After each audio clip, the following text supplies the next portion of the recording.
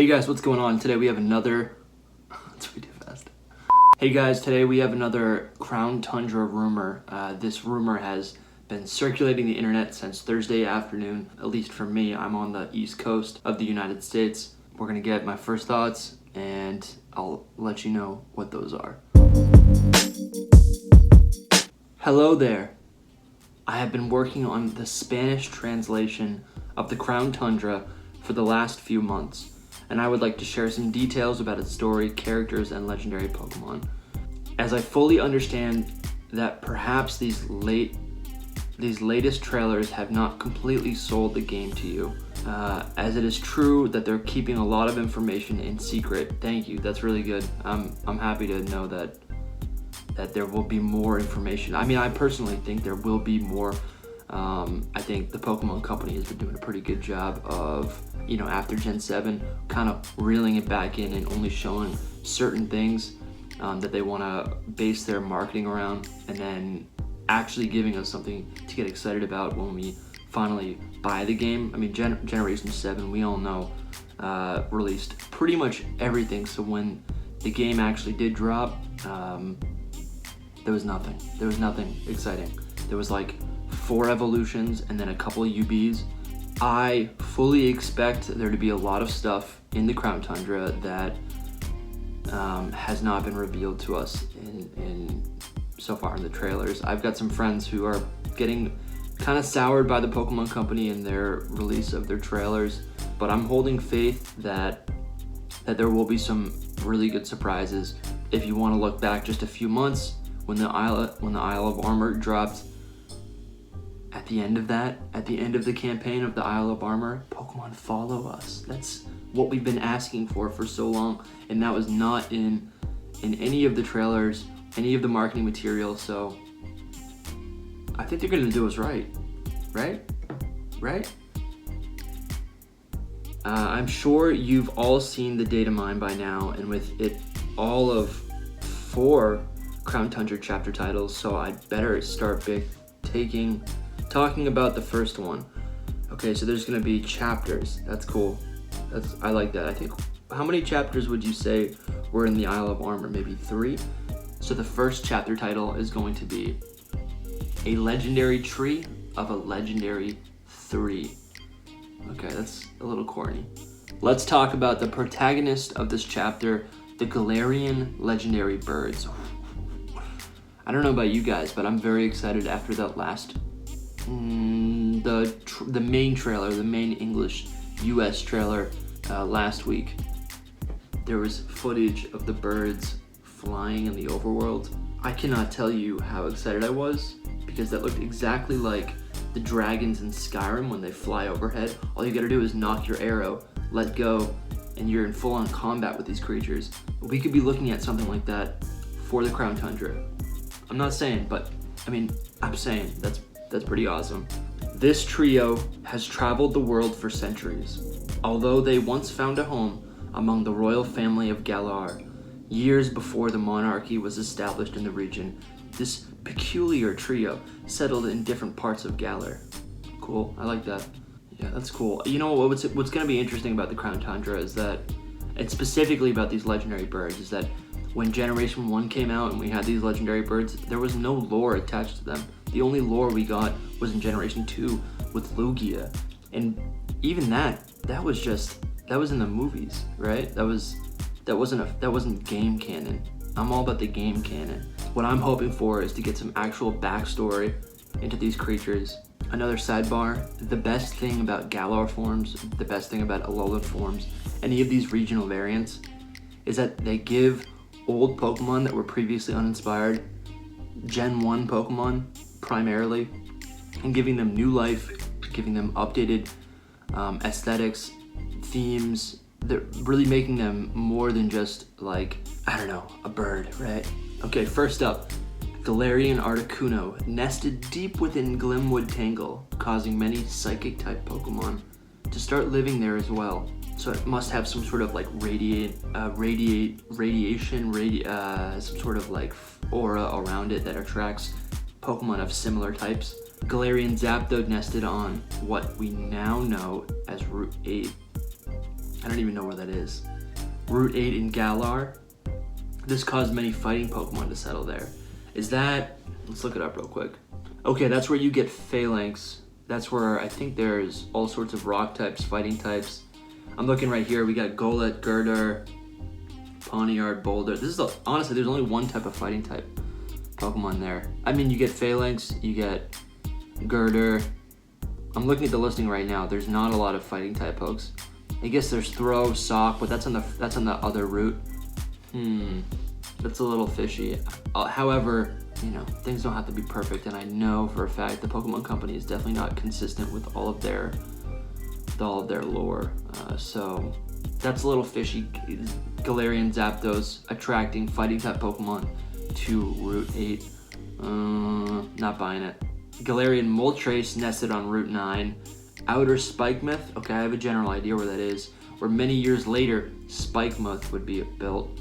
Okay, so almost as if Galarian Moltres was a beacon or some sort of god or some sort of inspiring creature for the people in Spikemuth to gather around. And of course, this is why so many dark type Pokemon live in the area.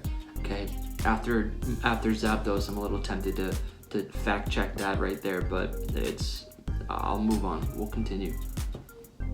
After the monarchy was established in Galar, the trio began serving Calyrex on the Crown Tundra, and they have not been seen where they once nested ever again, except for one of them, Moltres, which has been seen very rarely and very irregularly near Spikemuth. Galar's best feature is that it's based on like kings and queens and all that crap. I love it. I love the medieval stuff. Thanks to the Darkest Day, the Great Tree was born. It feeds on the Dynamax energy of raid dens, and that is why its size is so large. You can't see this right here. Maybe you can. They spelled Dynamax like Dino, like Dynamax. I think that's the person trying to fake some spelling errors in the translation process. And both its fruits and leaves have that reddish hue. Legends say that these fruits contain a large amount of Dynamax energy. They spell it again like that. That's cool. So if this is true, we're going to be congregating at the tree to pick its fruit, to use it for Dynamax energy. Part of me thinks, like, why would they make another, like, if I'm assuming this is going to be an item that you'd collect, but why would they create a new item for a function that already exists in the max mushrooms, right? Is that what this is? Is that what this is? I don't know. The Galarian legendary birds had a very good relationship with each other in the past. However, blinded by greed, they now fight under the Great Tree every several decades in order to take all its fruit to become more and more powerful. Okay, so maybe those fruits aren't actually going to be an item. They could be, but maybe they're more of a plot point for these three birds. And actually, this is confirmed in the trailer that we got last week, where you see them charging at each other underneath the tree. Interesting. I wonder if they have a new form, like another new form, like the new forms have a new form. That'd be cool. Although this chapter is obviously focused on the bird trio, it also contains a subplot about Marnie that is explored in the following chapters. And yes, Marnie will be part of the exploration team with Peony, her daughter Alba, Sonia, and the player. Whose daughter? Okay, that's a gender mistake. So Peony's daughter Alba I kind of thought, so Peony's a flower, I thought the daughter of Peony would be some sort of flower name. I'm gonna look this up right now. Alba, is that a flower? I'm gonna type in flower, and then I'm gonna type in Alba. Wow, it is a flower. Bleeding Heart Vine, those are so pretty. We have those where I live. Those are really pretty. Maybe she dies. Is Pokemon gonna kill off a main character? What? Dicentra, Spectabilis, Alba, White Flower Farm.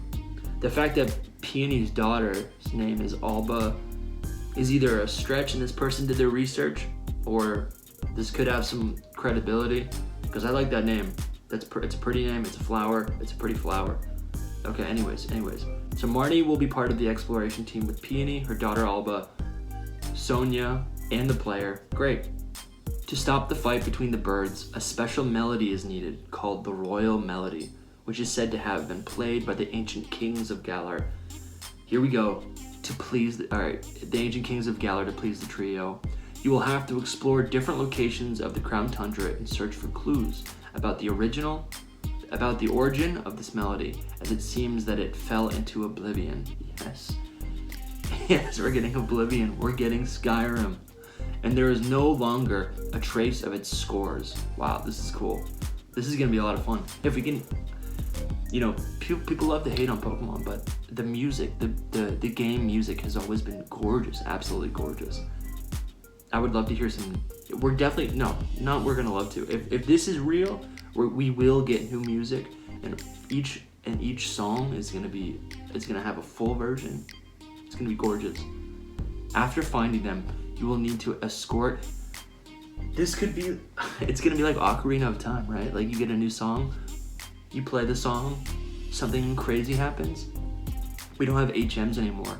What if these songs acted as HMs, right? What if you get a new power? That'd be pretty... I'm getting myself a little too excited. After finding them, you will need to escort Marnie to the great tree so she can sing the royal melody and finally calm the birds once and for all. After calming the birds and giving the old scores to Sonia, the chapter ends. From then on, Galarian Articuno, Galarian Zapdos will roam freely through different areas of the tundra. Nice. That's what I'm talking about. And if Articuno's flying, Zapdos is running around, you can just you find them and then they see you and then they run away, but you have to get on your bike, you maybe have to cut them off. It's like the Far-Fetched game in the Ilex Forest. I mean, I hope it's more epic than that. Galarian Articuno will be in the Silverly Woods. Galarian Zapdos will be in the King's Meadow. We don't know what these locations are, or if they're even real locations, but you will not be able to capture Galarian Moltres until the end of Crown Tundra, as you will receive it from Marnie after beating her in the post-game. I mean, I guess it's a guaranteed Moltres, but that's kind of lame. I'd love for them all to be up in the sky, right? This actually sounds real. This could confirm the whole thing, because what Game Freak has loved to do in recent years is give you things that you should actually fight for, right? Or try to capture. Remember when you played Omega Ruby and after the 5th gym you are handed a Latios, you are handed a legendary Pokemon. You don't even have to battle it, it joins you. This is the last bullet. Thanks to your Rotom phone, you can call both of your teammates and other characters such as Hop, Magnolia, or Pierce to discuss with them the new discoveries you are making on the expedition. Thanks to this feature, you will be able to find out more about the strange appearances of Galarian Moltres and Spikemuth and how the Dark-type gym logo is based on it. But more importantly, how Marnie and Pierce subbed Galarian Moltres when they were younger. What does the gym logo look like, right? We gotta get that up right now. Spikemuth gym logo. Okay, so it's like a mouth. It's like a mouth like this. It looks like this. That's exactly what it looks like. This, you see this? That's exactly what it looks like. Maybe like this. Yeah, that's more accurate. That's exactly what it looks like. How is that based off of Moltres? I don't think Moltres has teeth. It's a bird. It has a beak, right? That's what birds have. They have beaks. I thought for a second that this might have some credibility, but I mean, this being an example of a callback, I'm not buying it. That's a mouth. If anything, that's like a Crocodile, right? Or a Zigzagoon, right? That's what he uses in this battle. What do you think about this rumor? Do you think this has any credibility? I think there's a couple points in this that could be real, that suggest that this is a real rumor, a real leak potentially. Overall, if this rumor is real or fake, I don't think it has that much weight over the story. I don't think it's gonna make or break the Crown Tundra. There's a couple points that I hope are still true, like that they're hiding things, and I like the roaming legendaries, but this isn't that consequential. If we were to find out tomorrow or today that this is real, it'd be nice to have some peace of mind of what might be in the game, but I don't think this is consequential one way or the other. Let me know what you think in the comments. If you enjoy this content, I got another video coming out tomorrow. Hit the subscribe button. I'll see you around, and good luck hunting.